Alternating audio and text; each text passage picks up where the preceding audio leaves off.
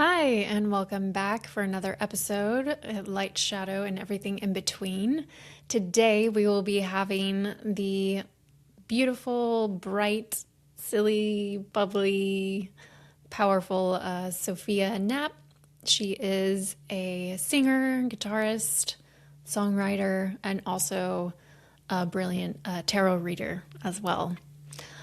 We definitely leaned more into the creative part of writing, storytelling, and her journey with music and what she's been making, what she's gonna bring out into the world, and just her life journey overall. But we also touched a little bit too on the tarot piece, and just like where music has gone, the creative process, really a little bit of everything, and lots of laughs. And she shares some really fun tools also that we could all use when it comes to working with our own voice as well. It was a lot of fun to have her on the podcast, and I hope that you all enjoy this episode with Sophia. I'm caffeinated. Yeah, well caffeinated projector. Yes. The snuggle is real. Yeah, we like to operate in sloth mode, but the world doesn't really appreciate that. Yeah, I was just mentioning that to my friend yesterday. I was like, the world seems to move much faster than my internal clock. Like, I'm on a different timeline. But somehow Yeah. I'm always like, I'm almost there, guys. I swear I'm coming. I'm right behind you. Yeah. You're just like, I'm coming. I Yeah. love sloths. I love watching videos of sloths. The way they move I and know, they're everything, they're so so cute. cute. Yeah, I feel like sloths and turtles are very like projector-y vibes. Hmm. Yeah. But anyways, thank you so much for being here, Sophia, and coming on the podcast today. It's so good to see you. Thank you for having me. Yeah, Such a pleasure to get to hang out with you and chat. I know. Well, yeah, and speaking of chatting, I mean, I know you work with like a lot of different mediums and tools. But yeah, how did your journey like start with music, sound, and like your voice? Mm. Like, how did you come across that path? Like knowing like, oh, I have this internal instrument that I can use in this way, or like, and like wanting to create with that and like devote so much of your life to working with those as well, with music and singing. Yeah, it it feels like it's always been so second nature.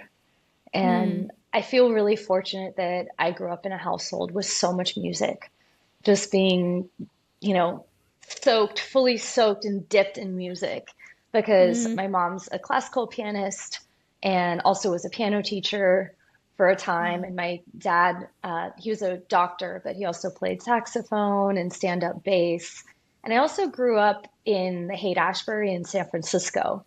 So just being surrounded with, rock history, classic rock, Hmm. kind of the detritus from the psychedelic summer of love, shaping my identity. So I've just had music around me, and it feels like I didn't even really think about it. I didn't Hmm. necessarily think that I was going to pursue it as a career because I studied drawing in college. I studied fine art, Hmm. but Yeah.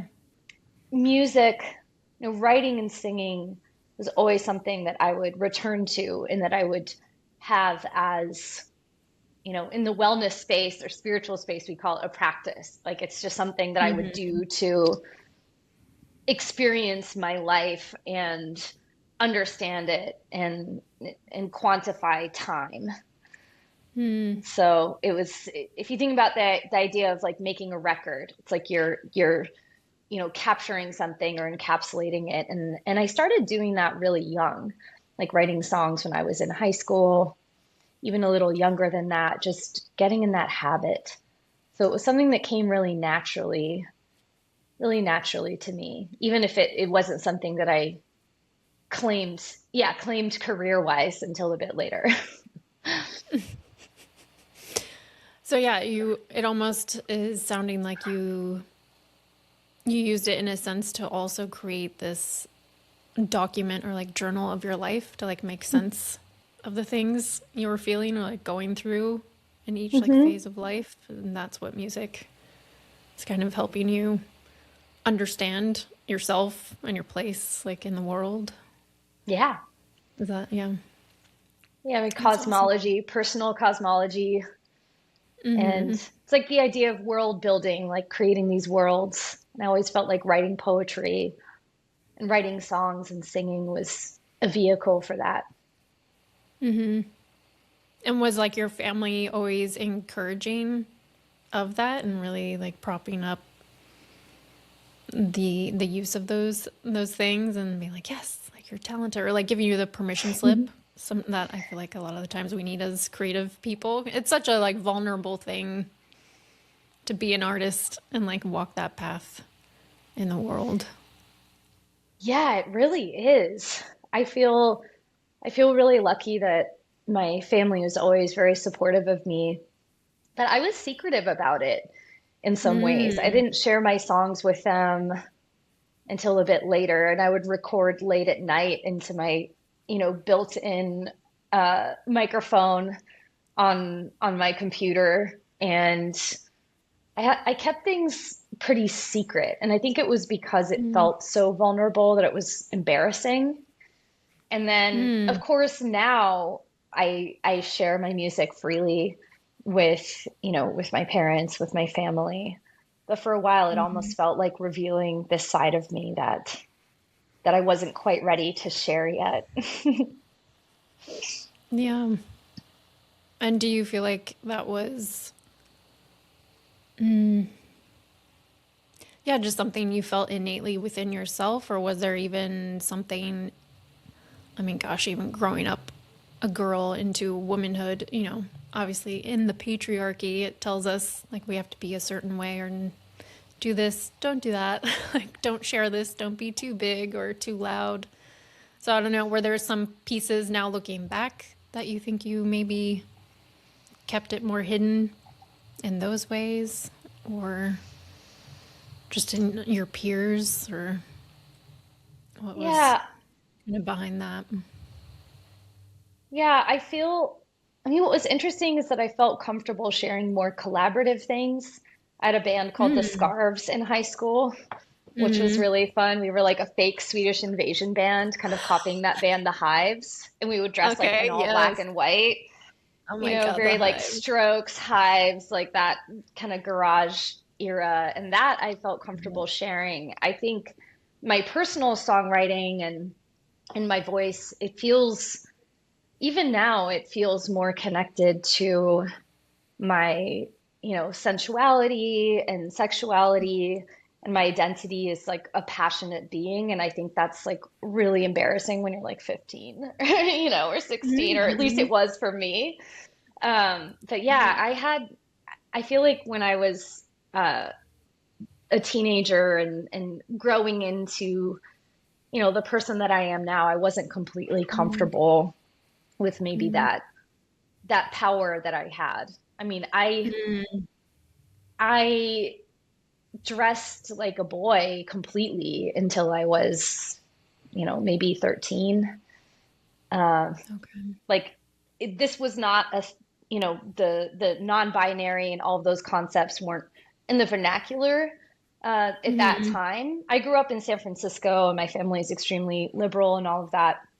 Um, so there was no, pressure to be a certain way, but I feel like I wasn't comfortable with like fully, being a woman and like presenting in the Mm-hmm. way that I am. Like I definitely would have identified as like them if that had been a thing at that time when I was in middle school and whatnot. Because I Mm-hmm. just felt like this doesn't feel like me at all. I don't want to wear a bra. I don't want to, have to. perform my identity in a certain way. And I think now I've kind of figured out like how to be in the world in a way that feels more comfortable. But yeah, music's always felt connected to my romantic side, my sensual side, writing love songs. You know, Mm. I tend to really like musicians that are very seductive too. Yeah, so then yeah, how has that journey then like looked, that like evolution then with your voice and expression and having to yeah, like be seen because you eventually now you do like share your music with the world. So you went Hmm. from hiding it Yeah. from even from your the people closest to you to now sharing it with a bunch of strangers. So it's like how did that look for you to get you to that place? What's interesting is it's way easier to share with strangers than with close people. Mm. And I found that with performing live as well. I will Hmm. feel more self-conscious or more nervous or on edge when I'm playing for a really small audience where I can see people. And if I'm on a bigger Mm. stage where there's like lights in my face and I can't even see people in the audience, it's almost like just playing alone because you're not Mm. having that same feedback, seeing people's expressions or, you know, being distracted by what they're doing. So Mm. it's yeah, it's an interesting phenomenon. What is that feeling like? I guess, yeah, the difference of, is there like a fear, I guess, that comes up or? I wouldn't say it's a fear, but just it does feel like being very exposed. And I Mm. feel like it's because performing or sharing music with people who know you on a personal level, they might make connections with, oh, this song is probably about this. And then it feels like a bit invasive. Not that I'm saying Mm. anyone who loves me and is watching this, you're not invasive or prying ever. I love you. You've never done anything wrong. It's not that, but it feels so much like a window into, you know, my private world and my heart that it can feel a Mm. bit nerve-wracking to feel like, oh, now I'm sharing like my deepest thoughts and maybe things that I wouldn't even reveal in conversation with someone Mm. about how something made me feel or what it was like to experience something. So yeah, I find it Yeah. much easier to perform for people I don't know. And also just Mm. putting things out, putting out music, it's almost like you know, put a message in a bottle and just throw it out to the ocean. Like you never really know who is going to connect with what you're making and you Mhm. know have a response to it. And I can imagine, do you feel like it's similar for you with your work where it's a bit mysterious in terms of who responds to it? Yeah, and even like the way people respond to it, like everyone has their own way. Yeah, if someone is like, "Oh my God, that made me like cry or gave me goosebumps," or the other person, or just someone else, even if it's the response you weren't hoping, but it obviously like can trigger something in someone because it's triggering their own insecurity or wound, where like, that's too risque, or like that's like you're attracting Hmm. something weird, like okay, interesting. Like, um, so yeah, it's just like you never know what people are going to respond to and how they'll react to it. But it's also, yeah, it's, yeah, at that point, it's not really up to us anymore. Like we did our part. And then, yeah, you are, like you said, you're just setting it free. And like, okay, enjoy it, don't enjoy it. Maybe it'll make you feel less alone. Maybe it'll inspire you. Maybe it'll like trigger something that you need to look at. Yeah. Yeah, um, and there's something liberating yeah. about that, of realizing once you Yeah. create something, it has its own trajectory. And at some point, Hmm. it feels separate, even though it's something that you've created, it's separate from you. It has its own path or its own identity in a way. Yeah, I mean, everything is energy, right? So yeah, it has its own individual essence, like life force unto itself. This living thing that's like, okay, it's just out there doing its thing for who Hmm. knows how long. I think music though is so powerful in that way. It truly is like a universal language. I feel Mm. like music just will have legs for eternity as long as people can find a way to play it and listen to it. Um, there's so much power in it. Yeah, there's a sense of immediacy with music. And I feel that Mm. I've worked in other mediums as well. I mentioned that I studied fine art in college and have Hmm. always been, a drawer. Like I love drawing Yeah. and painting. Uh, but the immediacy of music always felt very attractive to me. Mm. Just the way it's in real time when you're seeing a performance live, and the in a way like the physicality of it, like with singing, that it's like being close to someone when you hear them sing. Yeah, like you were even saying how it almost feels for you doing it in front of like family versus strangers. But yeah, it's you're getting like this access to someone's internal world, and it is very much, yeah, like this diary of someone's heart and soul that they're just kind of like spewing their guts into this Hmm. music for everyone to listen to. I mean, that is a lot. Um, yeah, I love having that access when I'm watching someone perform. And did that take you even like a certain level of, yeah, like building courage and confidence within yourself? I know you said it's easier to be on stage, but still, like you are, not everyone has that ability to like stand on a stage comfortably and express themselves in that way, to really like be seen and taking up space and hearing your voice like carry a room, like that is really potent and powerful. Like how was that just second nature for you, or did it that also take its own time to evolve? I've always been pretty fearless in that regard, and I really don't Mm, know why. yeah. I don't know why. Um, yeah, I've always been very confident on stage. I feel like the times when I get uneasy is if I'm having technical issues, Mm, and it mhm. feels like it pulls me out of that space where I'm channeling and just communicating freely. Like it's hard to toggle back and forth with, Yeah.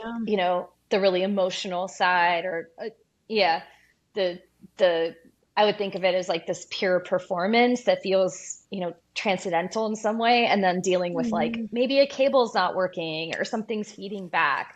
Like those I feel like I'm pretty unflappable, but those are the times where it pulls me out of the moment. And then it's almost like I have a moment to realize, oh wait, I'm doing this thing right now. And you Mm-hmm. know, no, people are watching me, because otherwise I'm not really thinking about it.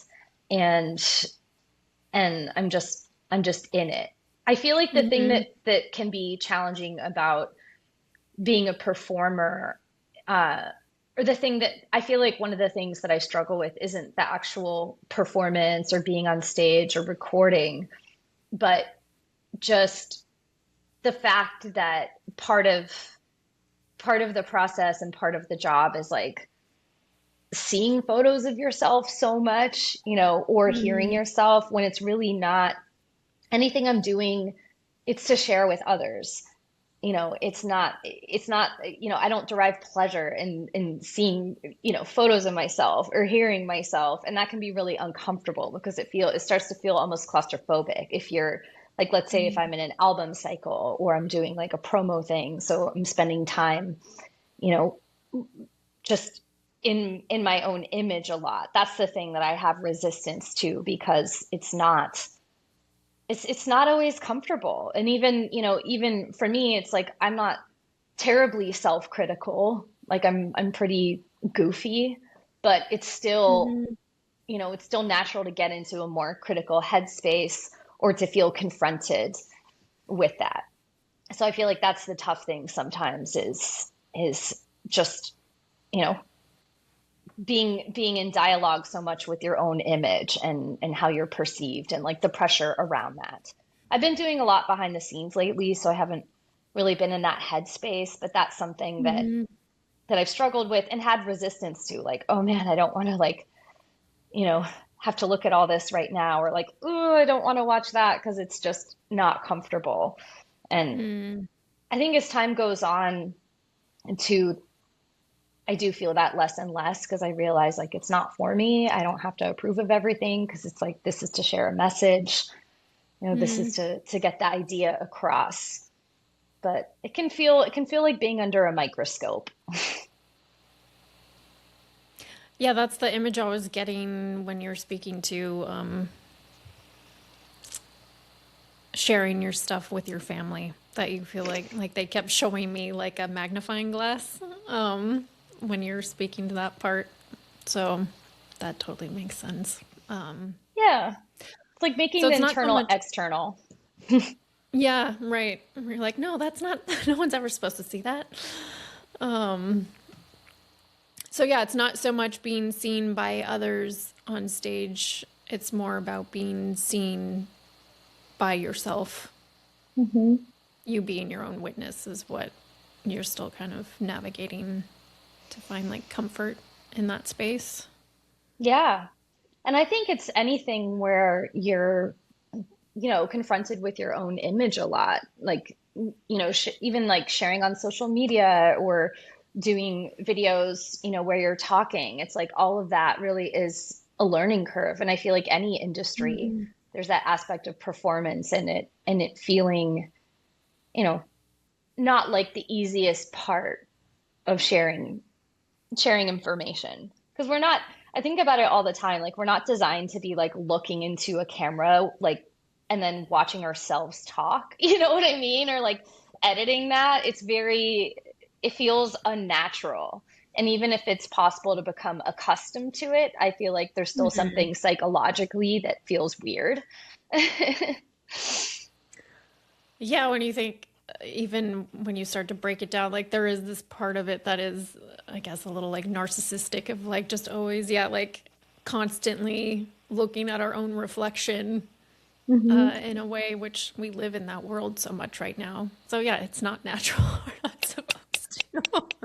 No. And I feel like I'm always reminding myself with the tarot as well, if I'm making videos where I'm like, even if it's just like a promo thing and I'm talking into my phone, I'm like, just this isn't for me. It's like I'm talking to people and this phone is the Mhm. medium, or like this little lens is the medium, and it's kind of getting past the discomfort of that, you know, Yeah. initial step.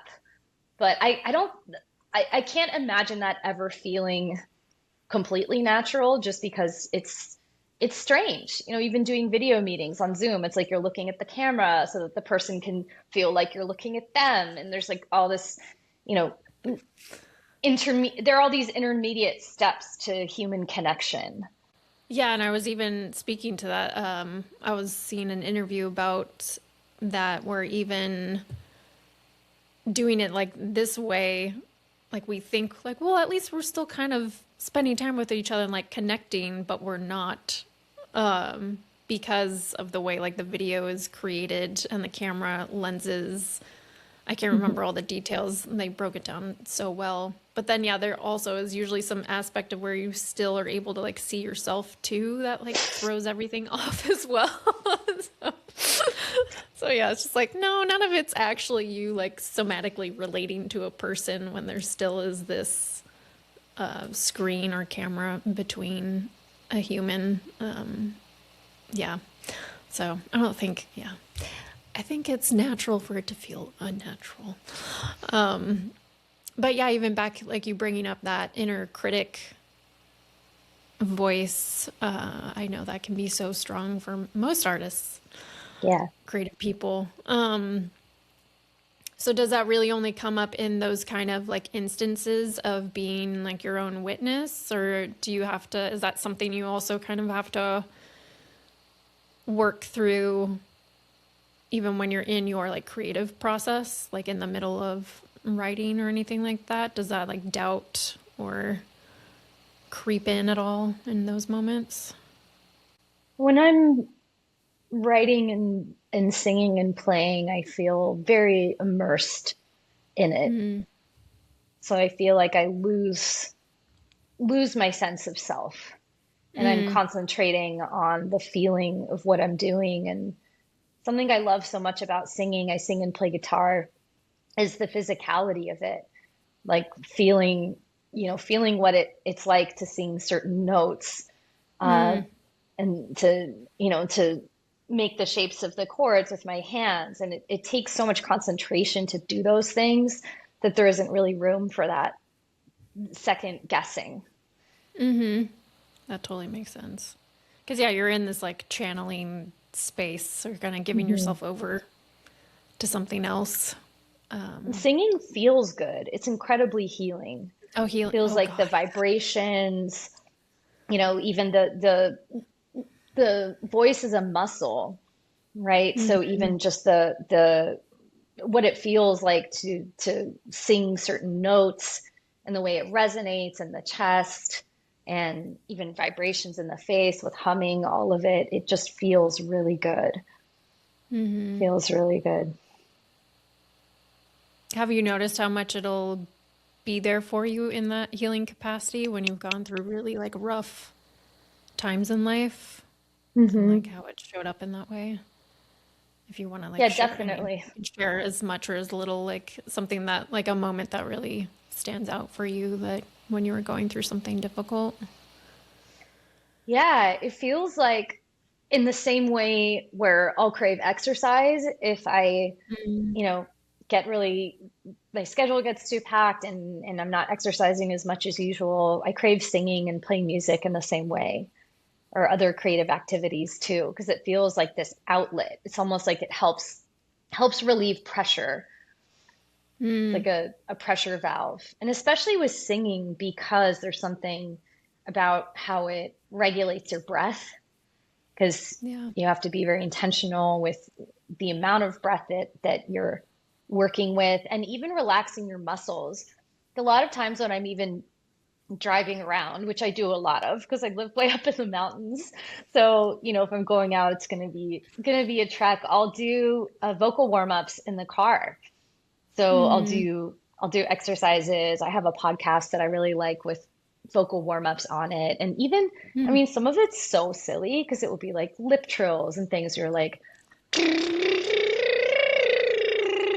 but the difference that it makes in how I feel is incredible because it loosens, the muscles in the jaw. It's like we hold so much tension in our jaw, and Yeah. just the vibration of like humming and doing things like that, it kind of loosens everything in the face. And so I feel like there's Mm. this physical benefit in addition to the emotional benefit of finding a way to experience catharsis. Yeah, I love that you brought that up.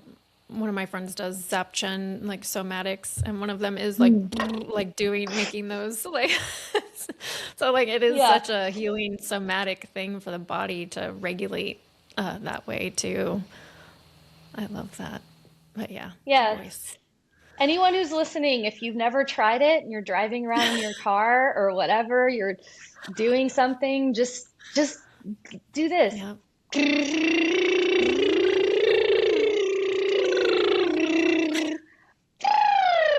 Yeah, another of my favorite exercises is it's called a siren, and I mean it sounds so funny. And like babies and dogs and whatnot are like fascinated with this. Like babies Yeah. think this is the funniest thing. So a siren Oh, I is where you love start as that. low as you can. So you go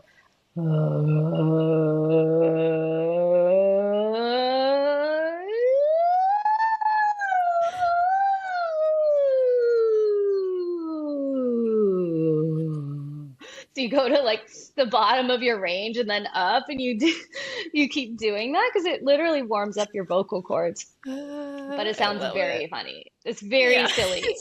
Yeah. Oh It's my a very God, I love silly thing it. to do. Yeah, I can totally see why kids would love it. Yeah, another really That's good one awesome. too is and actually this one's really great to do even before any kind of speaking thing. So Mm, podcast interview, like job open your interview, voice. Yeah. important conversation. You get a paper Mm-hmm. towel and clamp your tongue like that, and then talk for a Mm-hmm. while you're holding your tongue. Oh, And I've seen people do that. Okay. yeah, and then you get rid of the paper towel and it feels so easy because you've been putting all this effort Mm. into articulating and using your tongue as a muscle. So that's a fascinating one. Yeah, no, that's helpful. Yeah, even just doing something like this. But yeah, or Hmm. anytime you're teaching something or yeah, an important meeting, like you said. That's Hmm. awesome. Well, thank you. Yes. Use those tools, ladies and gents, if you need them. Extra Yeah, to have grab a in your paper back towel. pocket. Grab a paper towel, hold your tongue, sing along with something, or just, yeah, make someone around you laugh hysterically while you're trying to talk while you're holding your tongue. It's like so funny and so Entertain. gross. Like, you Or know, just like drool. yeah, all the Um, saliva. like, Yeah, it's definitely, definitely a very silly thing to do, but useful. oh man, yeah.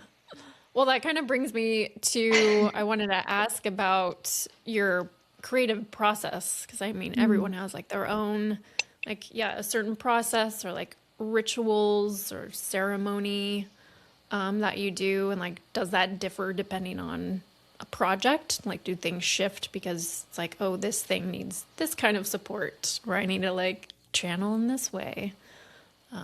But yeah, Mm. I like how that looks for you. I feel like I'm always creating. It feels like an extension of the way that I perceive the world. So I feel like I'm always translating things in real time. And with songs, I have voice notes on my phone. And a lot of times I'll just get a little snippet in my head. And sometimes it's something, it can be really quick. Like I'll even hear a song out shopping somewhere and then make up a variation of it or like remember it wrong, and then that might be the beginning of a song. And with oftentimes I start with melodies or even like certain rhythms I'll get in my head. And the voice notes are also very silly. So there's definitely a theme coming up here about being silly Silly. because, yeah, because the We even words started this usually, call talking about that before we started recording. yeah, I love I was it. like, Yeah. welcome I'm to here for Clown it. Town. Yeah, I love being silly. It's really it's my coping mechanism. I mean, we need it, especially these days. So bring it on. Yeah, late stage capitalism, climate apocalypse. I mean, I don't know. Don't even get me started. But yeah, Yeah. laughing so healing. And Yes. yeah, the voice notes, the words usually don't come out until later. So a lot of times the voice notes, I'll just be making the particular vowel sound, but it's in gibberish. And I've talked Hmm. about other songwriters with this and about this, and it's very common, I guess, Oh to write yeah. I these was gonna say songs in gibberish. yeah. Yeah, I've seen other writers that I'm close with. Yeah, it's totally the same. Yeah, it's Yeah, so cute.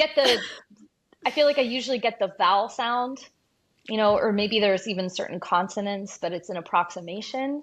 And then later I'll refine it. And I'm always writing. I keep journals. I've been keeping journals since I was 9 years old. Yeah. Um, so I'm always writing, but not necessarily even writing lyrics. It's just kind of doing a brain dump.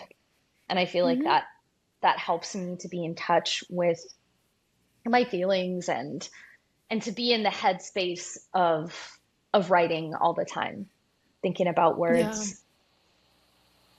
totally. Yeah. And I feel like Being for like keeping me, that muscle going.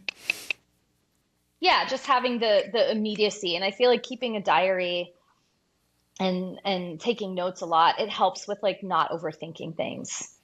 Because when you're just in the habit of doing something all the time, you're not so precious about it.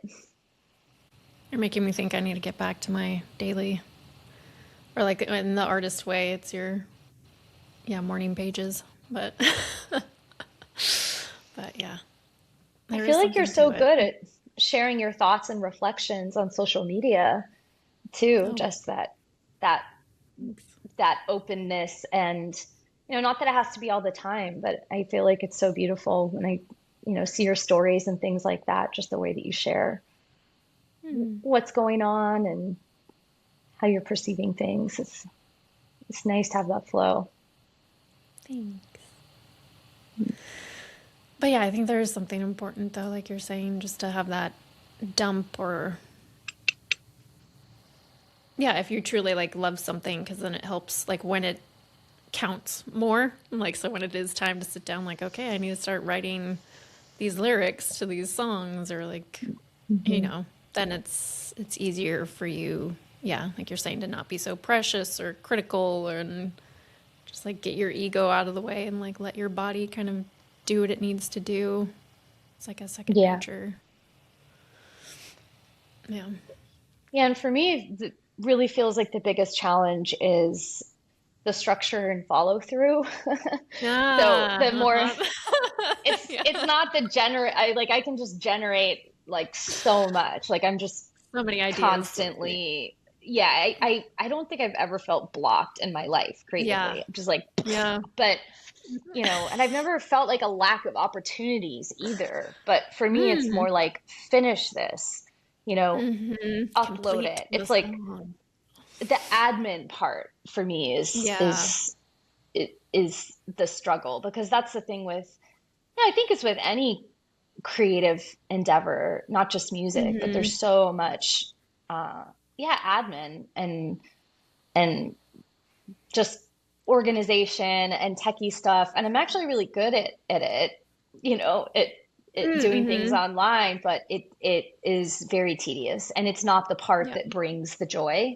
So I Joy. feel like Yeah. that's the thing that I'm like, oh, I really just want to like go walk on the beach and I don't know, like read a book, and I'm gonna sit here and like type in this metadata and update, social media and all these things. And I'm like, oh, like that's the part that feels like the mountain to climb. Hmm. Yeah. Yeah. Yeah. So, yeah. And I've heard this, myself included. Yeah. It's just like so many of us as artists, like, yeah, we got the art part down, but when it comes to Hmm. almost the more like business side of it, Hmm. which to me feels like, yeah, all the admin, the back end stuff in order to then share what we do is just like, oh my God, it's so painful. Well, yeah, it's not where the joy lives. So No, that's I I feel like that's the real struggle for me, is the yeah. balance between the things that I really love about what I do and then the things that Hmm. are required in order to, disseminate that information and to Hmm. connect and, yeah, deal with that. It's very Saturnian. It's like getting the Oh, systems in totally. place. Yeah, Uh, the structure, the discipline. Yeah. mhm. And that's Yeah. just a growth curve that, I'm always working on. And I feel like that's part of what can really differentiate artists that are successful with artists that aren't. It's not always talent. It's a lot of times it's just who's good at answering the emails. Hmm. Yeah. Oh, Who yeah. knows how to use the software, how to edit their own things, how to, you Who's know, consistent? Yeah. yeah, exactly. Because there's so much of that. And I feel like it's with every art form, but music especially, just Hmm. because of the way distribution works now and the fact that so much is connected to social media. There's so much more consistent work that's required. I feel like even than when I Hmm. started out in the early 2000s, we had MySpace and whatnot, but it's not like now, you know. No. No, it has changed so much. Which I want to get to MySpace. that. Oh, God, can we go back to those days, please? I didn't like the top five friends thing though. That was Oh, I really mean, yeah, that was a little brutal. It's that, like, yeah, are the we top five like is so brutal. forever in high school or middle school, maybe? Middle school's worse. Am I in their top five or not? I'm not in Do the they top like five. me? I'm not worthy. Yeah. No, thank you. Ugh. Which, yeah, I definitely want to get to. the evolution of, yeah, how things have come and where they might be going. But I want to make sure that we didn't skip over any part back to your like process, because I know you are so like tapped in Mm. spiritually, like in a very conscious way. Um, yeah, like how does, like, are you intentionally like sitting down to like connect with like the energy, like when you go in a space to be like, okay, now I'm gonna combine all these things, all your voice notes and stuff, when you're ready to actually create a more fleshed out song. Yeah, are you like connecting or like meditating on it or channeling like, okay, what does this thing need to be, and like go into another state, or is it way more simplified than that? Like, yeah, what does that look like for you? It feels very immediate and simple. It feels like Mm. the biggest step for me is clearing distractions. Mm. Mm-hmm. So I'll like to light a candle or set a bit of atmosphere and clear away whether it's I mean the thing that's so tricky with technology is that the voice notes are on the phone and Mm-hmm. it's like moving from the phone to not the phone. It's like I want to be intentional about that. So maybe listening, taking a moment, and then really consciously putting it away. Um, and being able to just be completely present with the singing and playing, and then recording another voice note of what I just did so that I remember it. Right? So Voice it's notes that, of voice notes. Yeah. yeah, exactly. So many different voice notes. That's really the process. And clearing the distractions. And I feel like that's the Mm. crazy thing about these things, because I'll be like getting emails, getting texts, and I'm like, I was just thinking about this, you know, this lyric or this thing. So for me, it feels like it's very much about being able to put the blinders on when I'm in Mm-hmm. that deep creative space. But I don't Yeah. have too many formal rituals. Okay. Yeah. I feel like it's something that I've talked about with my psychic work as well with tarot. I feel like Mm-hmm. the ritual comes in for me with my regular, the way that I take care of myself with my health. Mm. So taking salt baths at night if I have an event or a day, an emotionally, psychically taxing day, doing the things that help me to come back to myself, spending time Mm-hmm. in nature, making efforts to eat healthy food and sleep for the most part well. It's these things that are so basic. When people ask me about psychic Mm. protection, like it's Yeah. so basic. Just Mm-hmm. taking care of yourself and doing the things that help you feel like you're letting go of the events of the day or of, Mm. you know, interactions that don't feel good so that you come back to yourself and that you're more in touch with who you are. Mm. So for me, I feel like the creative, the really like ethereal part, the channeling part is so easy. And Mm-hmm. like being here is what's hard. It's very Oh my God. Pisces, right? I'm like I'm Yes. like be here now, like body, you Yeah. know. Come down. Come down. Yeah. Yeah. Yeah, I'm like all this stuff it's just so second nature, but the functioning, the maintenance, uh Mm-hmm. The yeah, mundane, the sacred and the mundane. Yeah. in a way it's like the Yeah. admin with the business side of music or any creative endeavor. It's a similar thing. It's like what are the steps that are required to complete things and to keep it's like when you have a car, like doing the maintenance, making sure that it's running, making sure that Mm-hmm. systems are go. Uh, but Yeah. So that you can like create space. You're like helping to make the space for that flow to be able to happen when exactly. it's done. Yeah. But ultimately, the best is like when you're just in a flow. Like a couple songs that I have out, one is called Song, and it's a cover of Mm. the Swedish folk musician named Turid. And Oh, then, yeah, She's awesome. And then the other song is called Desert Moon, which is an original of mine. And I recorded those in Stockholm with this really incredible band called Dungen, like Dungen. And we just had the most magical day in the studio. So just we Mm. had like a little bit of preparation. I sent them a recording of Desert Moon. I believe it was just, you know, guitar and voice. And then Hmm. feels like the real magic is being in that space of deep creativity where you're just bouncing ideas off each other. You're in the room playing music together at the same time. And it's like Hmm. everything else just melts away. And focusing on, with singing, like I love the space that I get in when I'm singing into the mic and just listening to the textures and like all the subtle details that are happening and conveying the song. And that's the part where I really drop in and feels like I'm reaching some, deep level of joy. Yeah, is there some part of you that is like aware that, yeah, like this, when you're in it, that this like magic is happening? Like you're Yeah, still like, definitely. you're kind of able to be in like both. Yeah. Especially when you find that flow, like you're saying with other people, it's just like, oh, it's happening. We're clicking like the thing. Like, Yeah. And you forget I do. about time.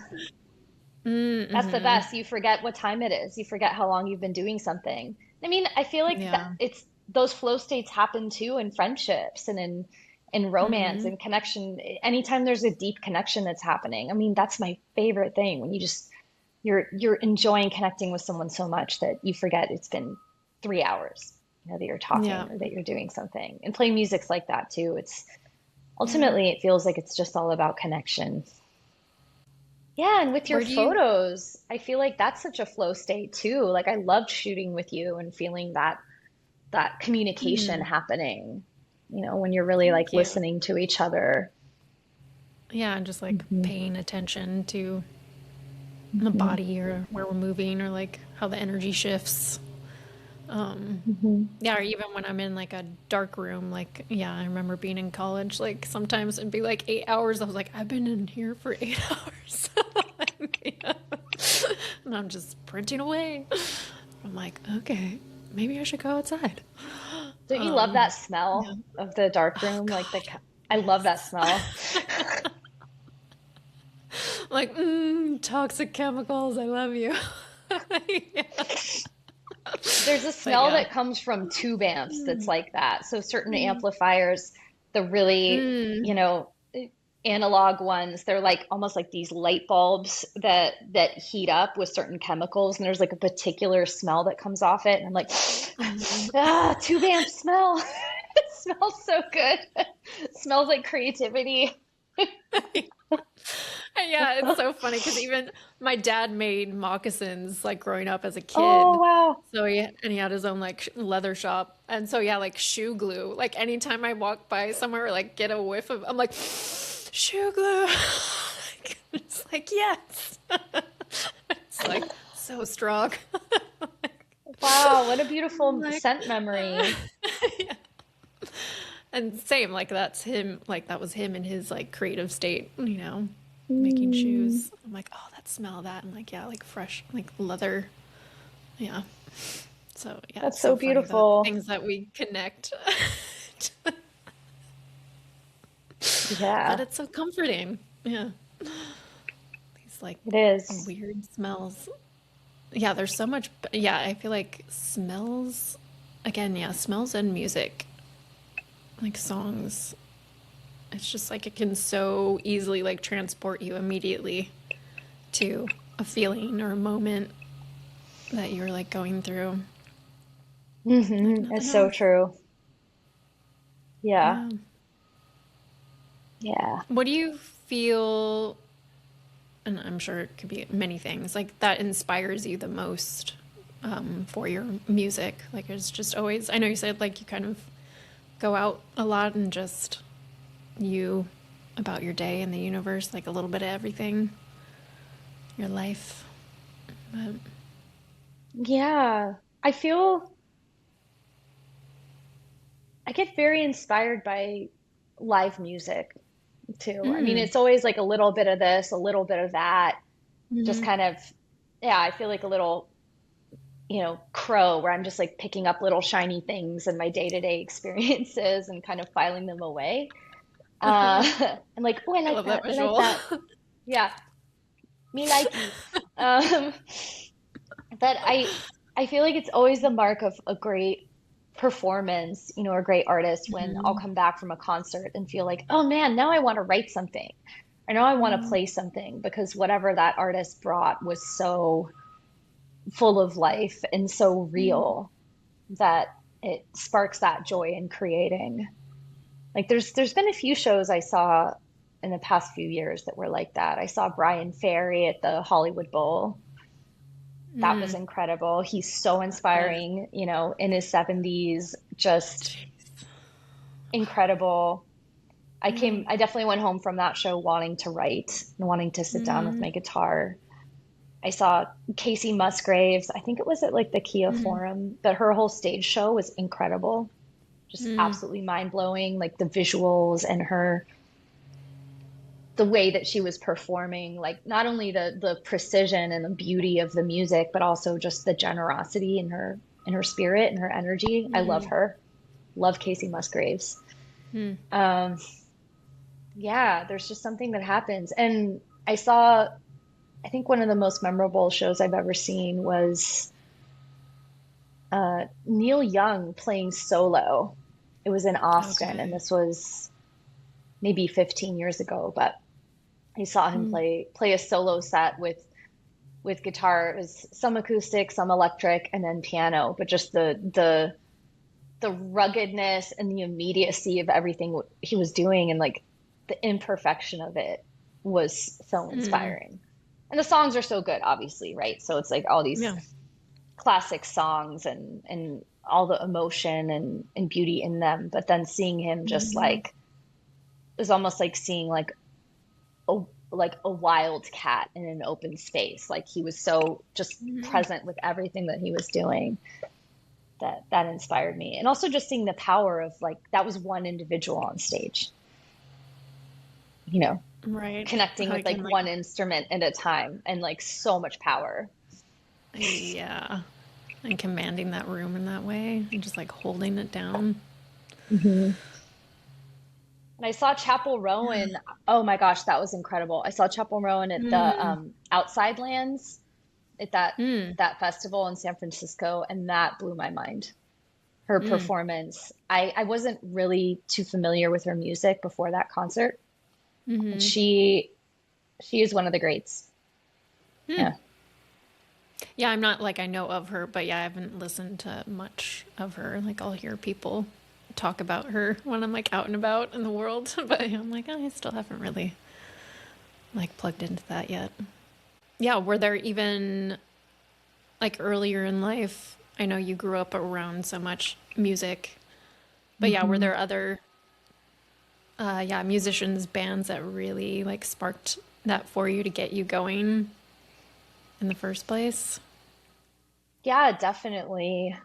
I was inspired by so much classic rock. David Bowie's my Mm-hmm. all-time favorite, still is. He's, I feel like he's my creative I love guardian. this. God, I love that So I've man. always really connected so deeply with the themes in his music Mm. and the world building, the way that each album or each era has such a specific atmosphere and like visual depth to Mm-hmm. it. So David Bowie Yeah. really is my all-time motivator and my go-to. Yeah.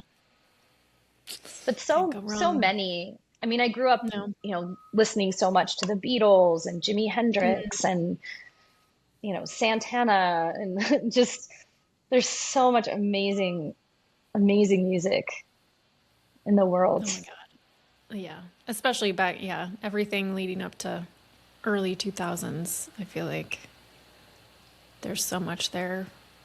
Yeah. Can't go wrong. It's changed so much over the years.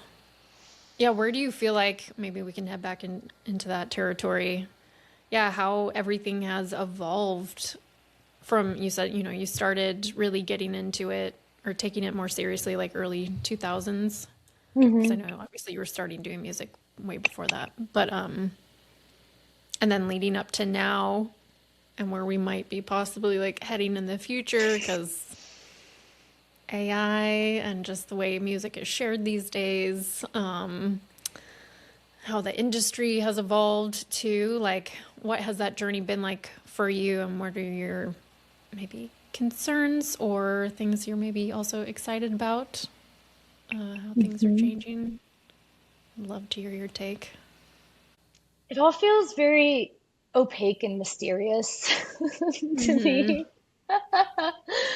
I feel, yeah, I'm about to release, quite a bit of music. I completed an album and then have non-album tracks as well. So some different singles and other material to share in a video.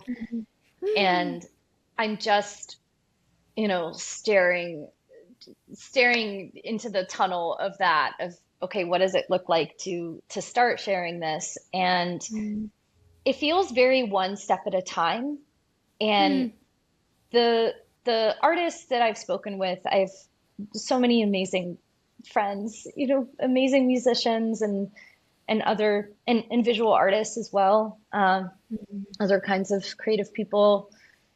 It really feels like one foot in front of the other, and I feel like that's how I want to approach, release strategy and sharing things. Is okay, I'll put this out, see how this is working, experimenting with, different formats or platforms or ways to share. And there's always a focus on storytelling. I feel like there always has Mm-hmm. been, but now it feels even more important because there's just such an abundance of information flying Mm-hmm. around that it feels like it's not just that you put out the song. Like that's the thing that can feel a bit like a dry shave, is realizing that, it's not just the song, it's also the story behind the song, the process, and these things that maybe used to be more private.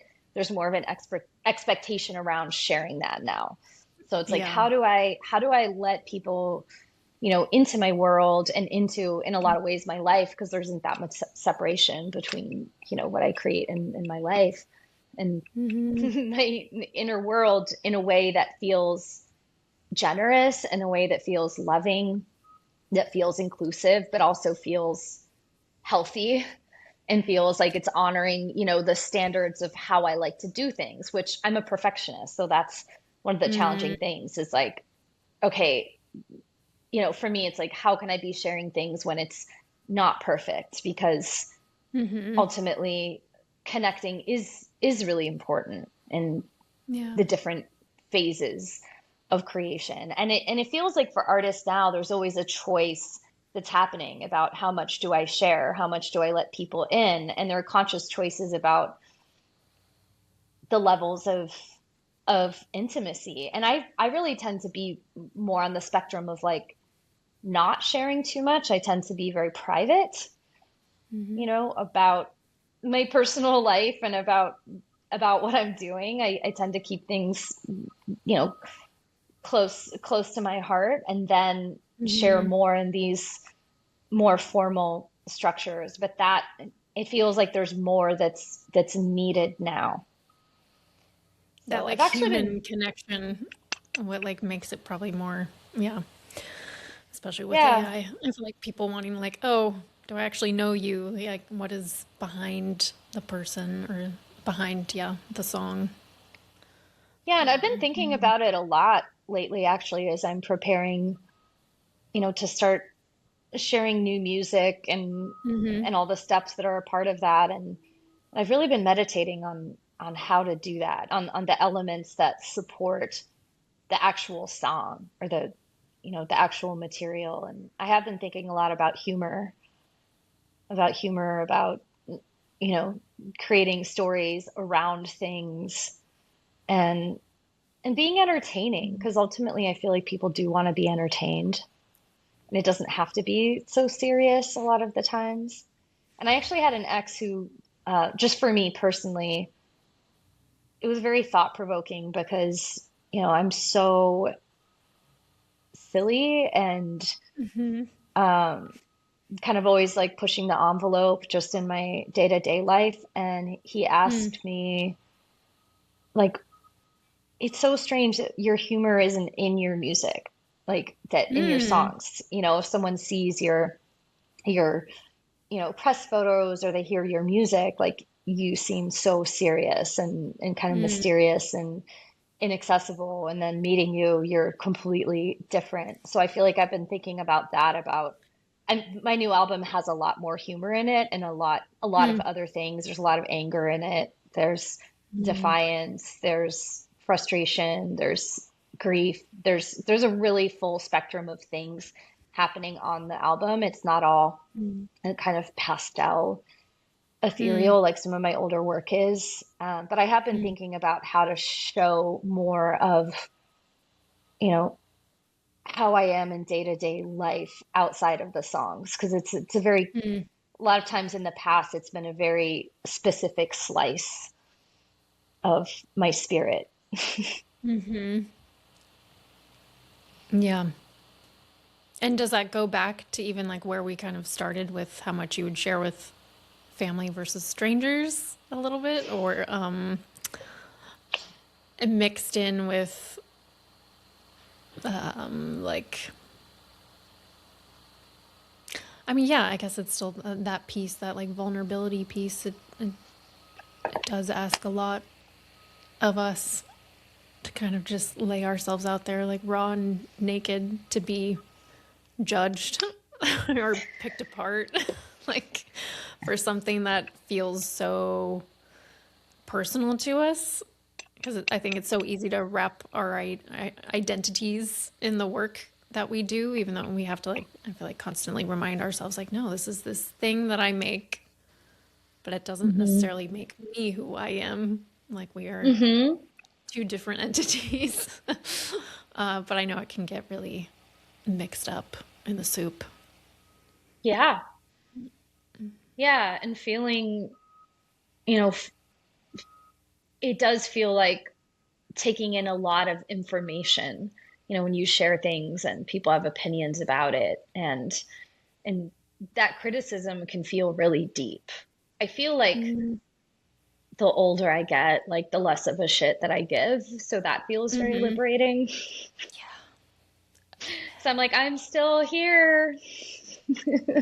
You didn't kill me yet. Yeah. No. Yeah. Mm. Yep. I feel like early on that was harder, like getting really bad Mm. reviews. I've definitely Mm-hmm. been through that and taking it personally, and not in terms of Yeah. thinking like, oh, they're right because they're saying that. Because there is this Mm-hmm. understanding as well of, anytime you do something that has a level of depth to it or that's different, a lot of people aren't going to like it. And that doesn't mean that it's bad. Mm-hmm. So it's Yeah. okay. It's not bad to receive bad reviews or negative Right. feedback or criticism, but it can be hard when there's a lot of it, you know? Yeah, to like remember we're not here for everyone, and that's literally impossible. But yeah, like when it seems like that's almost all you're noticing or seeing or like getting for a period of time, it's, yeah. I mean, still human at the end of the day, can only take so many blows until it like starts to get through and leave a mark. Hmm. Yeah. Yeah, I've really been hiding out for a while. I'm really excited to share the new music I'm and excited. oh, thanks. Yeah, I'm Just I'm hearing really you talk looking about like forward. the array of things that are like in there. Oh, I can't wait. Yeah, I I love played that I you're, played a couple of the songs for you in progress when we did the shoot yeah. a couple years ago. So it's the Mm-hmm. continuation of that album. I'm really excited about that. I think also because I haven't even been completely hiding out, but I haven't had a big release cycle with lots of videos and photos and press. Like I've been really focusing on, yeah, recording and writing and just going through, changes in my personal life. So I'm preparing to kind of, pull back the curtain again and share a Mm-hmm. lot of things. I am excited about that. But there is something, I think I've been through so much at this point in my life, through so many evolutions and Mm-hmm. so many like rock bottoms that Mm-hmm. that in some ways I feel kind of indestructible in a way that I didn't in my 20s. You know, when I was really Mm-hmm. pursuing my music career a lot and touring a lot and having more press coverage, I was, in a lot of ways much more fragile, Yeah. spiritually, physically, emotionally. I had mental health struggles that were really, really hard. And now I feel quite stable. It doesn't mean I'm immune to criticism or, Yeah. that there won't be things that are tough, but I just feel a lot stronger. I'm so happy to hear that. Thanks. That is, I know it takes a lot to get to that point. Yeah. Yeah. And yeah, you're speaking like, I know you've had, yeah, so much occur in your life. And you Hmm. spoke to some things around like anger, rage, and grief being the album. And I don't know Yeah. if you want to share. And I know even when we did our shoot, like you asked to be photographed with your brother's guitar. Hmm. So is that also like a big part of this album too, and like letting him be a part of the process Definitely. and Definitely. expressing, yeah. Yeah, my brother crossed over in 2023, and that's Mm, around the time that I had begun recording. So the album was really colored by that loss and that connection to him. And I'm playing his guitar on, I was thinking, is it all the songs? It's most of the songs for sure, mm, because I inherited his guitars. Um, yeah. Oh, and what is his name? Jeff.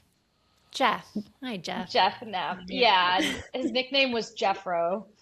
So Jeffro. he's one of the funniest people I've ever met in my life, and I miss him so much for that reason because he's Yeah. just so off the wall, so funny. And yeah, I feel like this record was really informed by a lot of the music I grew up with and classic rock, and part of that was, he was so into that. So that was part of our Mm, bond, was mm, talking about rock music and yeah, the Beatles and yeah, I have his amazing sounding electric guitar, so it was really structured around that mm, instrument and around that sound. But blending mm, it a bit as well with a lot of music that was formative for me, so more some grunge or like late 90s mm, pop music, so a little bit some different mm. sonic textures in there as well, not all classic rock. Um, Yeah. but yeah, there's so much of Jeff in the album, and that loss was very transformative for me. And I think Mm-hmm.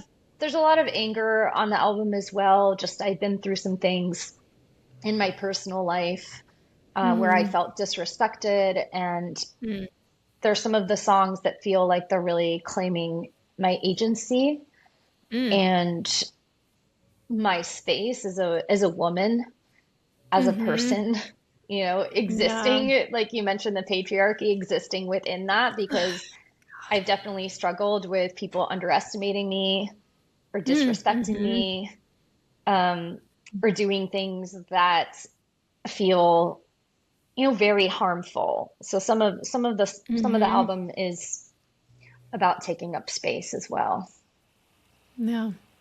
And almost like it sounds like reclaiming your voice in a different way as well. Hmm. Yeah. Yeah.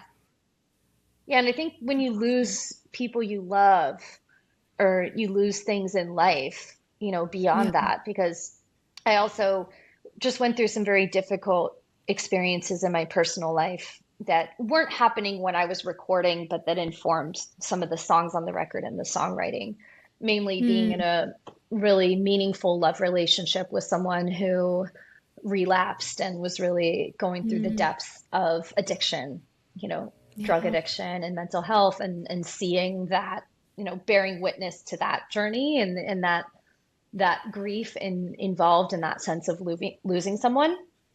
Thankfully he seems to be doing really well now, so I'm so happy about that. But it was really a Mm, journey, like to the gates of hell and back, going through that yeah. um, with him. So there was a lot of that in the album as well, of Mm, confronting that loss, and then feeling like, you know, I went through this period of reinvention, and just needing to be really resilient, of feeling like, oh, I lost something that I was such a big part of my life and even mm, identity, and then mm-hmm.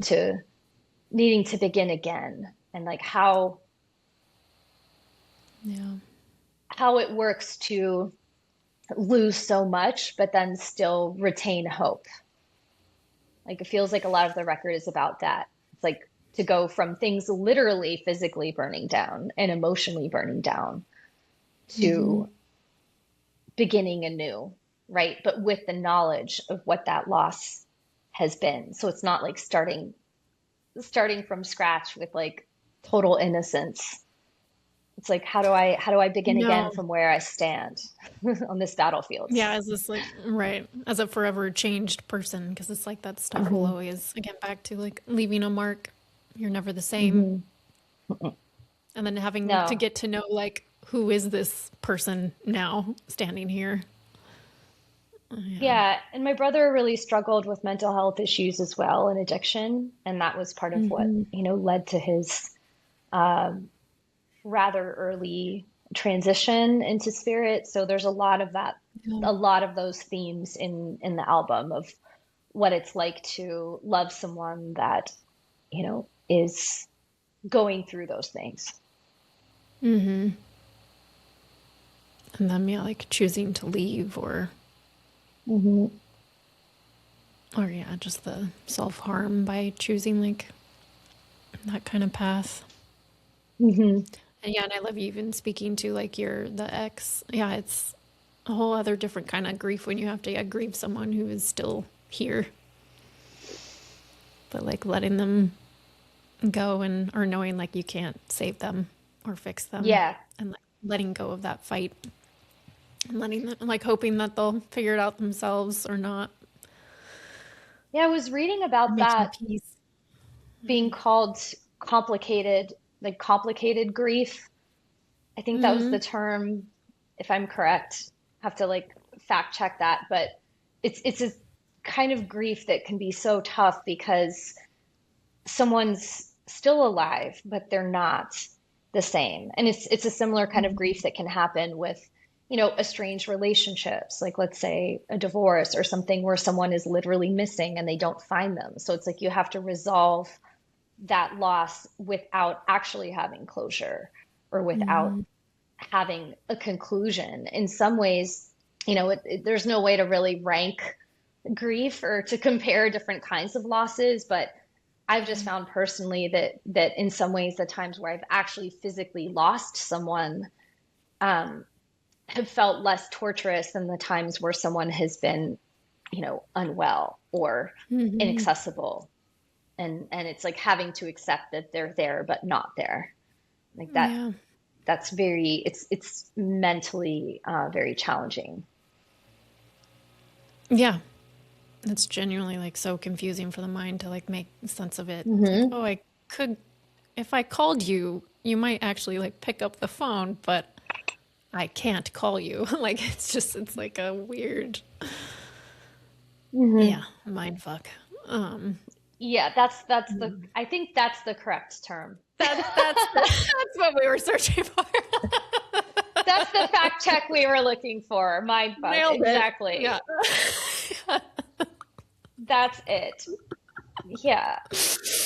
Yeah. Oh man. I love that though. So you really then again back to yeah, your voice, well, anyone's voice is a healing tool for themselves. But yeah, like using your voice and music to help you then process and help you heal and make sense of all these things that you had Hmm. to navigate. And Yeah, and it so wasn't even a beautiful too to conscious like, thing. yeah. Pardon? I was just to say too, like how beautiful also just to when people are able to make beauty out of their like pain and suffering. Hmm. That it didn't have to be just this horrible thing that happened to you, that you're Hmm. able to transmute it, or, that phoenix rising from the ashes and make something of it Hmm. is really powerful. Yeah, and I feel like, you know, heartbreak, loss, and also joy. There's also a lot of joy on the album, a Mm, lot of sense of, you know, rebellion and freedom and what it feels like to have agency. It has all of it. mm, It has all of it in there, kind of swirling around, but mm, people experience so much, and that's something that I've really come to understand through doing tarot readings for literally thousands of people, with that being a vocation of mine. Uh, mm, the people go through so much, even people that like you don't know anything about them. You have no idea what they're going through, and people experience so much loss and tragedy and obstacles a lot of times that are, in really invisible unless you know them well. And it mm, feels like there's something about addressing some of the mountains that I've had to climb in the music um, that feels good because it's sharing of that. And my hope is that in sharing that maybe it would help someone feel more seen, or feel mm. feel less alone in whatever struggle that they're experiencing. Because sometimes it can be hard to put language to things, especially things like grief. And Or even rage too. I feel like for most yeah. women, we're so taught, and getting back to the patriarchy, that Hmm. we can't express that side of ourselves, like smile, be nice, be cute, like just grin and bear it. Oh yeah. For women to, like, through your music, have also that permission slip or inspiration, be like, oh yeah, I can do that too.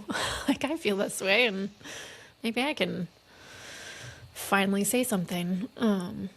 Yeah, I feel like I experienced so many situations in, the past maybe 5 years where I had to stand up for myself and I was Mm-hmm. criticized for having boundaries or for, not tolerating certain kinds of destructive behavior, Mm-hmm. mostly from men, but Yeah. surprisingly from women as well, you Yeah. know, having different ideas about what's acceptable. Mm-hmm.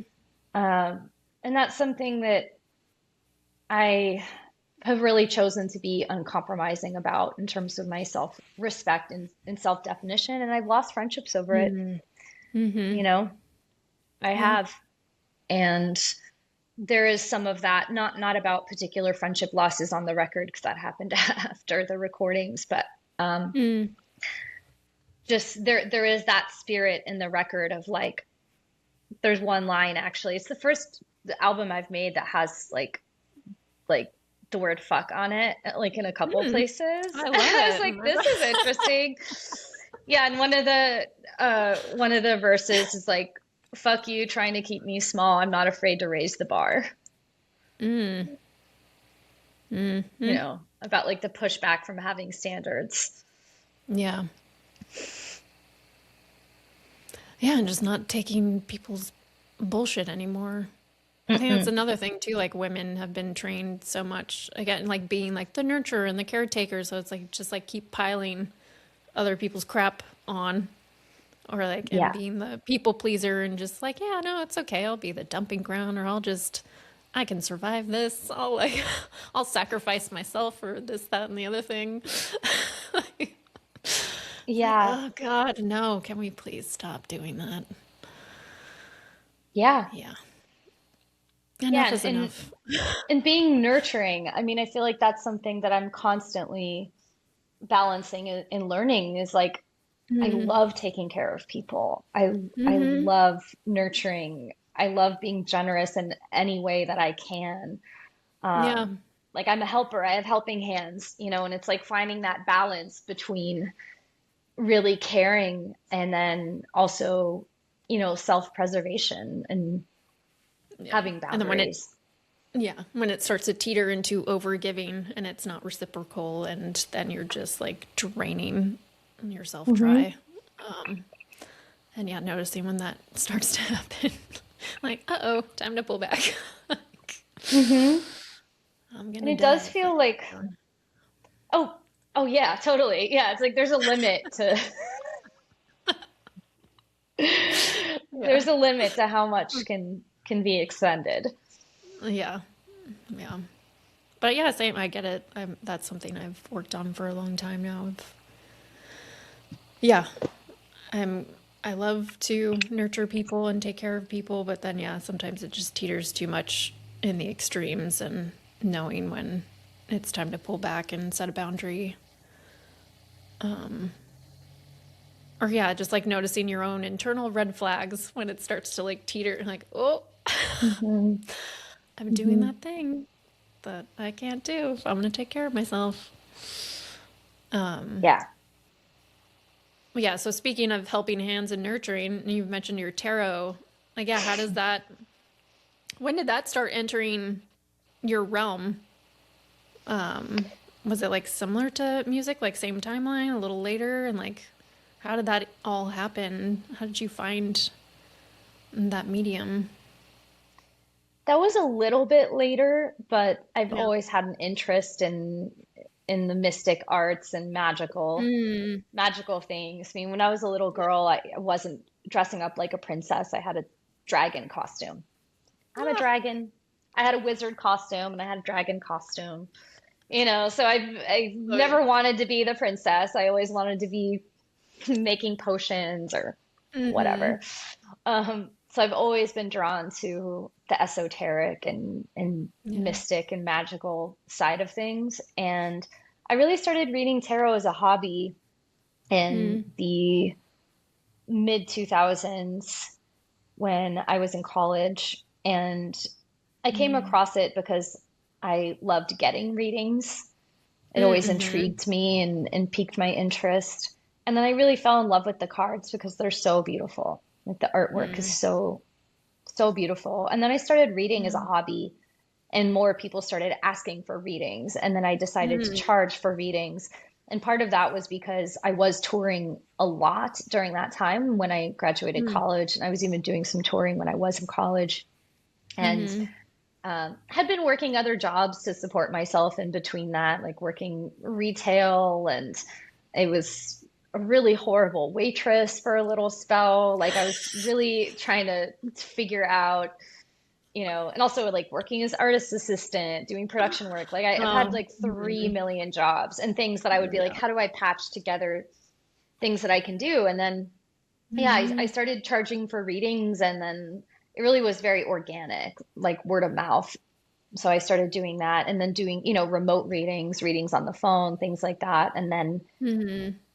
when I moved to LA, I got a job in 2013. I got a job at a storefront. So that was like Mm. psychic boot camp. It was a storefront in Okay. Echo Park. So I was doing readings for hours at a stretch for just random people off the street. Um, Yeah. Just doing like little so mini like reading sessions one after the other kind of thing. I mean, yeah, and sometimes full readings too, Okay. and some of it was on the phone, some of it was in person, but Oh, yeah, just okay. back to back to back. And so that was really, I had clients before then, clients from when I lived in New York and I lived in Austin for a little Mm. bit. But then when I moved here, it was really, and with that job that I got, to supplement my musical career, uh, Mm. that was really where I built a solid client base and got into doing more events. And now I really find myself working a lot like in the luxury space, which I love because I love beautiful things. I have Mm. my North Node in Taurus, Libra moon. Oh, So okay. I love working in, beautiful interiors and environments. Yeah. And it feels like it all kind of found me. Mm. Mm-hmm. And you just kind of answered the call, it seems like, and really Hmm. paid attention that people kept kind of like asking, like pulling you to give them sessions. And you're like, oh, okay. Yeah, Yeah, I'll and do it this. yeah, and it felt, I'm really excited to be sharing new music soon, and I feel like I'm open to doing some forms of touring, and I love being on stage. It's my favorite place to be, on stage and Hmm. in the studio and in the ocean. Um, Ah, but it was really good for a while to be physically grounded. So in terms of like doing mm, readings and doing a lot of events with tarot and working in the wellness space, it felt like it was really important for me to be close to my family in California, because before I'd been living in mm, New York and touring 6 months out of the year.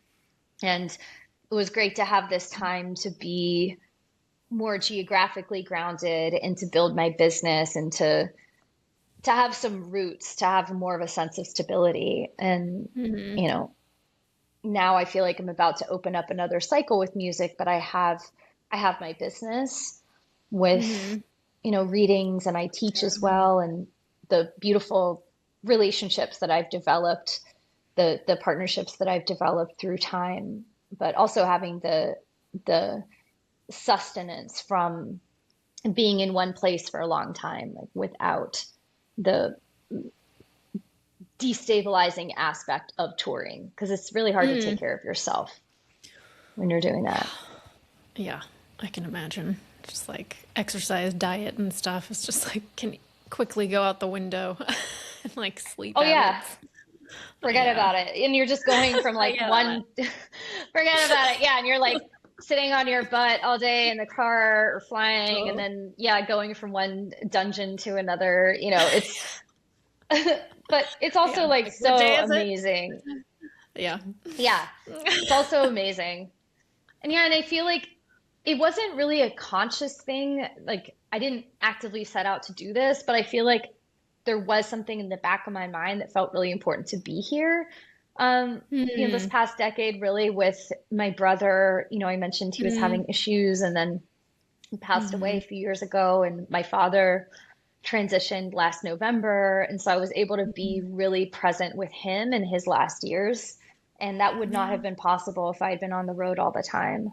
So I'm really grateful that I was able to, have this parallel career in spirituality that Hmm. has and still is fulfilling, but also was able to be more consistent with my family and with my health. Yeah, definitely. I'm so sorry about your father. Oh, thank you. Yeah, it was just his time. He was Yeah. 87, so he had a Yeah. really, really good life, really full life. Yeah. Yeah. Mm. And it's losing people. I mean, I know it's like he's not really gone. I feel him all the Oh, time. I yeah. feel his influence in my life all the time, and there is really so much comfort in that, and understanding just how present people are even when they're not physically here anymore. But it's still just a huge Mhm. adjustment. I mean, it feels like the constellations in the sky shifted. Yeah, and then learning how to rebuild a relationship with this person because it's just, you Hmm. still have one with them, but it's in such a different way. Yeah, it's very profound. Do you find things like what in your spiritual practice and like has tarot helped you with that process? Like, do you communicate with people like through tarot? Like, is that something you use in your day to day, kind of just to help you get through like life, or even when you're wanting to ask your dad something or your brother something? Like, do you like rely on that to get like a message? I don't really with tarot. I don't read for Mm. myself too much. Sometimes I Yeah. do. I use it more as confirmation, I feel like, on decisions that I'm making, Mm. rather than using it as a tool to channel. I feel like I more just feel them, and they definitely show Mm. themselves in very obvious ways sometimes. Mm-hmm. So it doesn't feel like I have to put too much effort into, making that call. Yeah. But I do, in terms of readings, I don't market myself as a medium at all. Yeah. I don't claim that, but that is something that Okay. happens more in readings for clients where people Mm, will, come through in sessions okay. for sure. Hmm. Yeah, that Yeah, makes with like, sense. I feel like, yeah, spirits will try and find any way they can like get through to someone. Like, yeah, they're oh, like, hey, maybe this will work. exactly, Uh, um, exactly. Yeah. oh man. And I think Do you so use it? much. Oh, go ahead. Oh yeah, no. No, what were you gonna say? You think so much? I think so much too in losing people that we're really close to. Like I think about, with my brother and my father, it feels like so Hmm. much of connecting with them in spirit is just embodying the things that I love about them. Mm, Like I think even playing my brother's guitar on the album and structuring a lot of the sound based on, memories that we shared. It's like that feels like the best way to honor and connect. And even with my father doing things that I know that he loved to do and that he enjoyed, and in a way, like living my best life in honor of them and remembering them through experiences. hmm. And it's beautiful that, yeah, your whole family, you have that connective tissue with music with each of them as Hmm. well. Like that is the thing that kind of brings you all back together. Yeah. And I mean, with my dad, like he loved life so much. He was total party animal, really social, really loving, big personality. Bringing it He back to was, silly. Yeah. oh yeah, so I mean, he was just such a bright light and just such a amazing, generous person and so weird, Mm, so funny. And I feel like I carry that on and just making people laugh and, you mm. know, yeah, and enjoying life. And even really simple things like he loved calamari. He loved getting calamari fritti. So it's like if I'm out and I'm like getting an appetizer, I'm like, I gotta get the calamari because I That's gotta what dad gotta loves. honor him. Yeah, exactly. I'm like, gotta get the calamari. Gotta eat it for him if you Exactly. can. So Yeah, here's for you. Yeah. yeah. So things like that.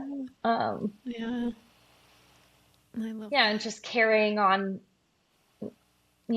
the legacy. And it's like in my Yeah. father's case, that was being very loving in general. And something I Mm, love about him is that he really didn't judge people. Like he did not see through the eyes mm, of judgment, mm, just day to day. He was very accepting and mm. empathetic and kind. And he still had a strong sense of self and all that. But that's something that I always aspire to be, is to, not see through the eyes of judgment. He sounds really special. Yeah. Oh. Yeah, definitely. Libra sun, Libra rising, Leo moon. Woo! Oh, okay. Interesting. All right. Yeah. That's so funny. I dated a Libra sun, Libra rising. Oh, So I'm like, oh, I know that energy. But yeah, yeah. a lot of beautiful qualities. Yeah, for sure. What's your sign again? Remind me. Oh, Sun, Gemini, and then Virgo, rising and moon. Okay, yeah, I was really feeling the Virgo, but that makes sense with the Gemini Because you are too, sun. right? Yeah, I'm Virgo rising. Yeah, yeah, Mhm. yeah. So we have very That's always all of like, our I stuff love in your the same style, house. girl. Like, I love your style. You're always so put together and elegant. Yeah, that's the Virgo. But sometimes I let my Gemini dress me because I've got Venus and Gemini. So sometimes I like to Ooh, be. I almost wore color and I was like thinking of you and trying to kind of tune in and I like kept going to it, but I don't know why. I was just like, I'm just gonna keep it easy for myself. Um, because then it was going to put me two in my head. Like, that's where also, if I start spinning out with like, I don't know, but does this go with that? It's like black. I'll have to think about it. You look great. So elegant. But yeah, I love that we've got, yeah, the Virgo rising. But yeah, you're always kind of playing with that Pisces Virgo, the ethereal, and then getting grounded in nature, the Yeah. channeling, being of service.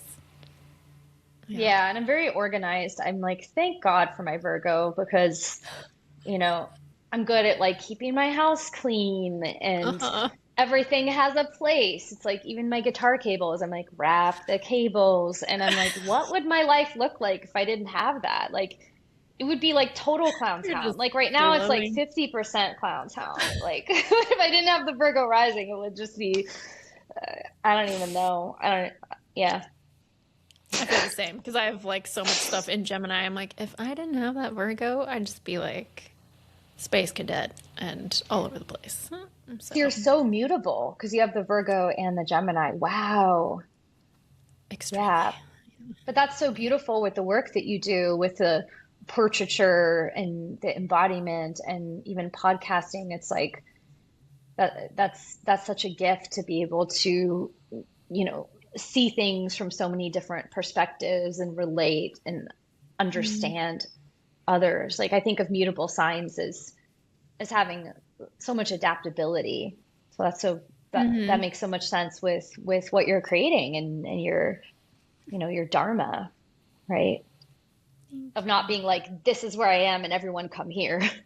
Of being like, I'm going to meet you where you are, and you're bringing your refinement and your understanding and your sensitivity and elegance, but you're bringing that. It's like you're bringing that and meeting someone where they are, which is so special. Thank you. I try. I You're do doing try. it. Not perfect, that's for sure. Oh, but yeah, you brought up perfectionism. I was like, oh yeah, there's that Virgo rising. Dude.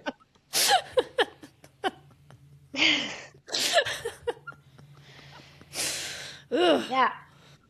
Yeah, I have two it's albums that I made and I haven't even painful. released because I'm Hmm. such a perfectionist. And I'm like, at some point, maybe the songs will come out in a different way, in a different sequence, but it is something that I definitely struggled Mm. with.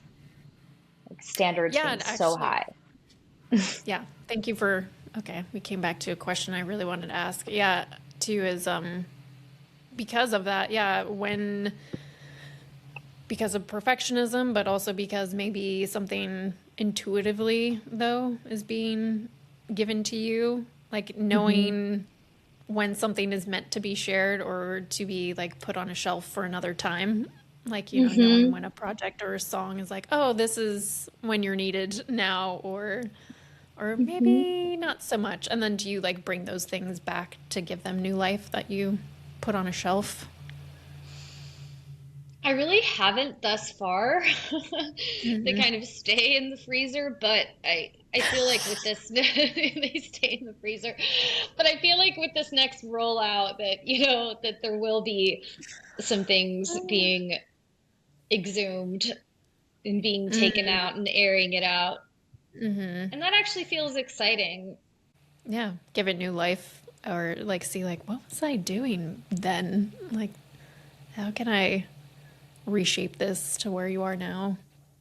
Hmm. Yeah, that's even this podcast. I was like, you know what?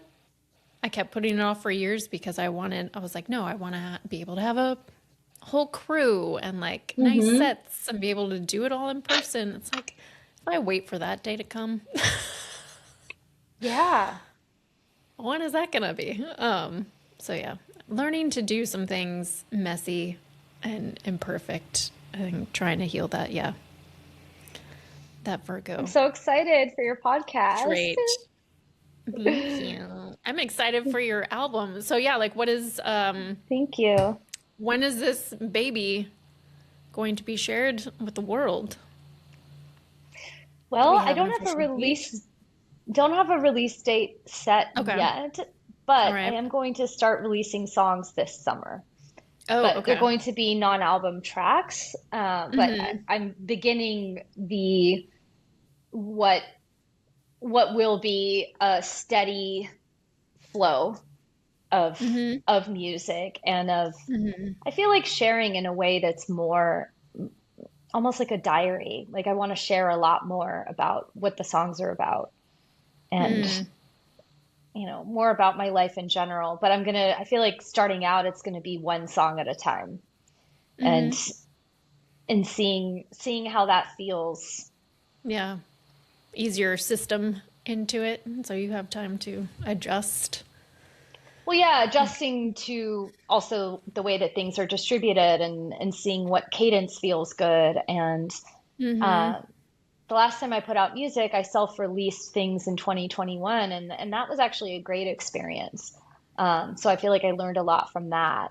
And that's so Mm-hmm. crazy to think that was 5 years ago. The past 5 years have been the most wild ride of my life, I would say. So Yeah. yeah. So this it feels like it's going to be a bit of a different experience. Um, Mm-hmm. yeah, and navigating, as we spoke about, so much has changed with the music industry and how things are shared and consumed. And Mm-hmm. I Yeah. feel like I'm going to be a bit like building the plane as I'm flying the plane. Mm-hmm. Mhm. Yeah, because it's like the rate that things keep changing, it's so fast, so it's like hard to know, like, I don't know. It may look different Mhm. in a few months from now than the way you're doing it now. So it's like you just have to keep like adapting with the way things are going. Thank God you're also Yeah. very mutable.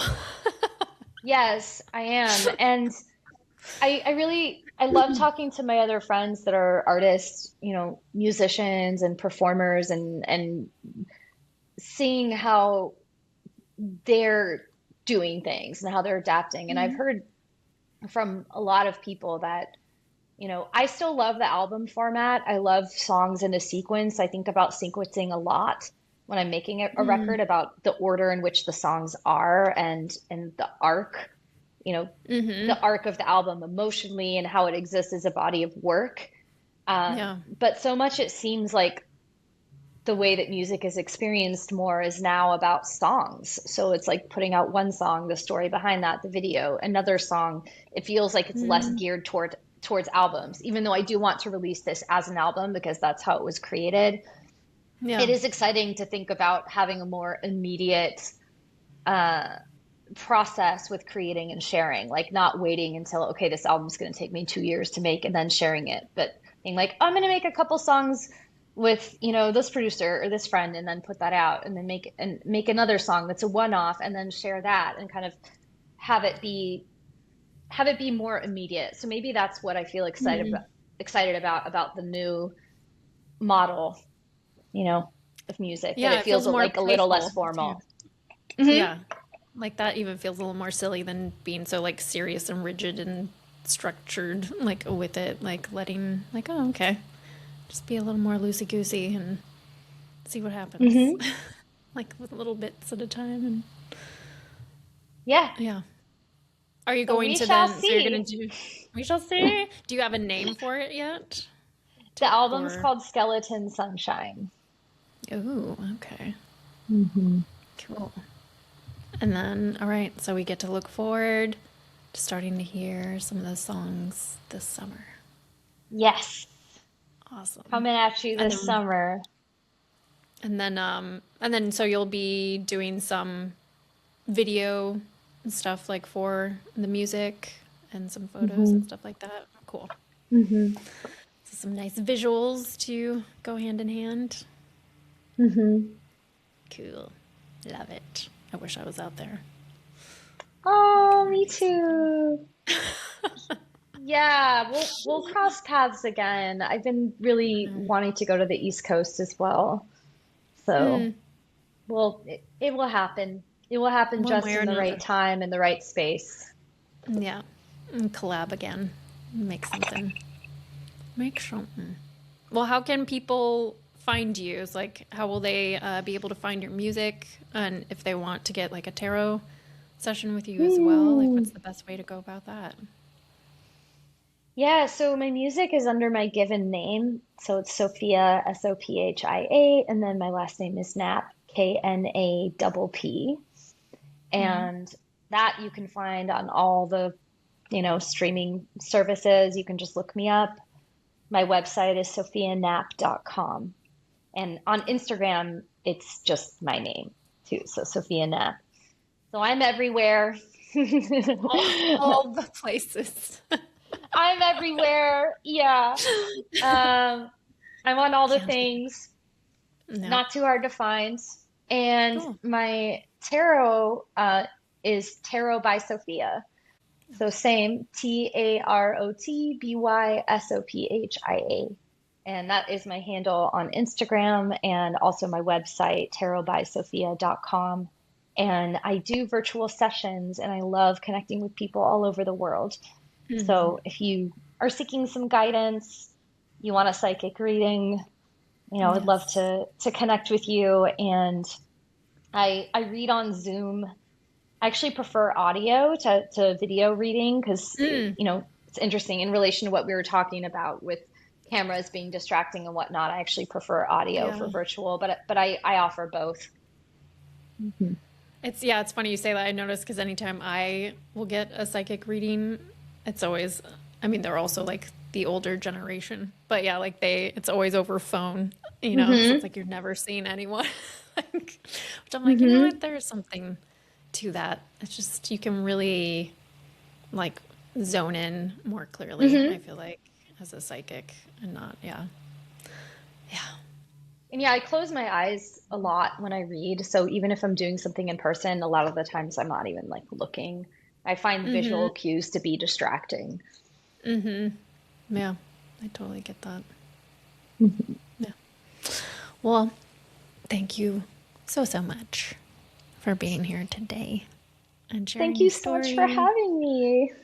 and your insights and those fun tools that we could all use to work with our own, yeah, voice and be silly with it.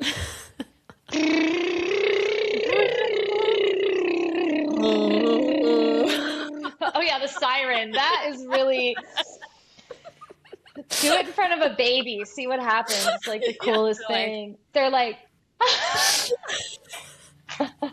what? yeah, babies and dogs. They're like, what is going on? Okay, I kind of love this. I feel like dogs, like, I would just see them, like, their ears, like, huh? What? Yeah.